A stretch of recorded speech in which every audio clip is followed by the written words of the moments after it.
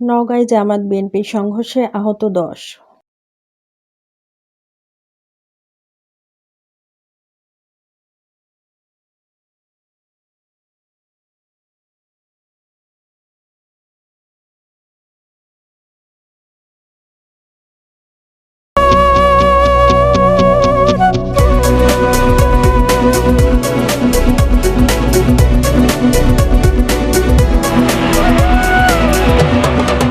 আসসালামু আলাইকুম। এডিবি বাংলা সংবাদে সবাইকে স্বাগতম জানাচ্ছি। আমি পিঙ্কি আক্তার। সাংবাদিক মুমিন আলীর পাঠানো তথ্যচিত্রে দেখুন বিস্তারিত। নওগাঁয় জামাত বিএনপির সংঘর্ষে আহত ১০। নওগাঁয় নির্বাচনী প্রচারণাকে কেন্দ্র করে জামাত ও বিএনপির কর্মী সমর্থকদের সংঘর্ষে দুই পক্ষের অন্তত ১০ জন আহত হয়েছেন। মঙ্গলবার ৩ ফেব্রুয়ারি বিকেলে নওগাঁ সদর উপজেলার মাখনা কোমলগোটা গ্রামে এই সংঘর্ষের ঘটনা ঘটে। ঘটনার পর থানা, পুলিশ ও সেনাবাহিনীর সদস্যরা গিয়ে পরিস্থিতি নিয়ন্ত্রণে আনে।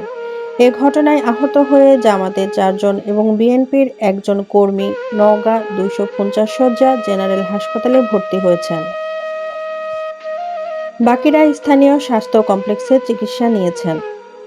জামায়াতের আহত কর্মীরা হলেন হাসাইগাড়ি ইউনিয়নের কাঠখৈর গ্রামের মোহাম্মদ হাসান প্রামাণিক ৩৮, একই এলাকা জাহিদ হাসান ২৫, হাসাইগাড়ি গ্রামের মোহাম্মদ মোস্তাফিজুর ৫৮ এবং চকরামপুর গ্রামের রুস্তম আলী ৪০।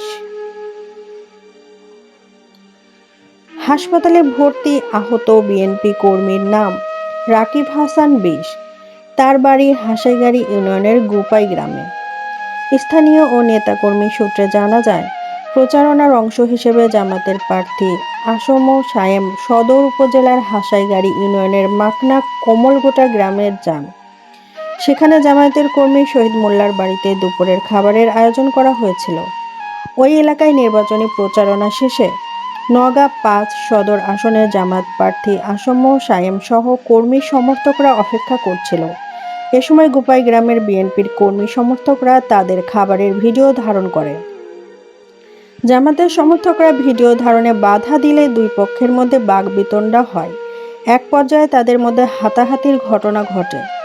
এতে দুই পক্ষের অন্তত ১০ জন নেতাকর্মী আহত হন। ঘটনার খবর পেয়ে হাসাইগাড়ি ইউনিয়নের বিএনপির নেতাকর্মীরা ঘটনাস্থলে গিয়ে জামাত নেতাকর্মীদের ঘরবন্দি করে রাখেন।